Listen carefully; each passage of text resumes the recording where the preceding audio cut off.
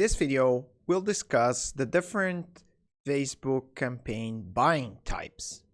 And if you are wondering what that is, it's not a wonder, because many people are actually wondering what that is. And take a look at this. If you create a new campaign, it's going to ask you to select a buying type. And then once you click on it, it's going to give you just one option, the auction, which is what everyone is familiar with. But what most people don't know is that there is a second option, a second buying type, which would be the reach and frequency option. So if you go to the Facebook for Business Help Center and search for buying type, you will see that there's two buying types, reach and frequency buying and auction buying. Auction buying pretty much offers you more choice, efficiency, flexibility, and is kind of less predictable, but overall gets better results. And this means that you are participating in the Facebook auction. And when you have your audience and your campaign settings and so on, you are going to compete for with other advertisers to show your ads. And that will determine your cost per thousand impressions, which is basically most of the time the competition. Now, Facebook are very clever and intelligent in hiding that, in a sense that by just selecting your audience, you would determine your CPM. That's not like in Google AdWords or Google Ads, where you can select how much you want to pay for 1,000 impressions and how much you want to pay for a click. Facebook doesn't have a CPC bidding model precisely. It has some other features like that, but it's kind of tricky to get there. So in order for you to understand that, you need to understand auction buying first. And reach and frequency buying is the other model that you have available. So first of all, it's not available to all advertisers. You need to be able to contact Facebook, and you need to be advertising at a bit of a larger scale to use reach and frequency.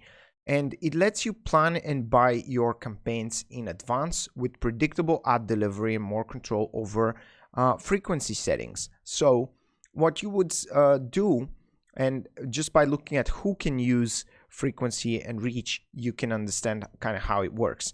You need to be advertising to more than 200,000 people. So you need to have a bit of a larger audience. You can target a whole country or local area and so on. And then you can predict, I want to show my ads to all of these people, let's say a maximum of 7 times. So first of all, you define the reach. I want to reach 200,000 people, and I want to show them my ad 7 times. That's what reach and frequency does. And that's a specific buying type. And it's going to have a more predictable effect. Of course, this objective is really better for larger advertisers. So people not targeting 200,000 people, but more like targeting, 20 million people or 200 million people. You could think, Coca-Cola size and so on, or a little bit smaller. And they are similar to the ad campaigns on YouTube, the masthead ads, where you are just calling them and saying, hey, I want to buy 10 billion impressions on YouTube.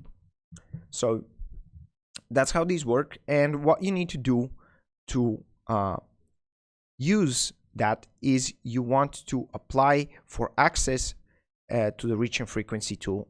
Then you need to contact Facebook to do that. And also, if you want to learn more about how reach and frequency buying is compared to auction buying, you can go to this link over here and see how the two are different. Basically, with the first one, you set how many people you want to reach and how many times you want to reach them. And auction buying is everything else that we are going to be learning. But I just wanted you to be aware of the fact that there is a reach and frequency buying, which is a good option for people with a bit of a bigger budget and people who are focused more on brand awareness and reach, basically.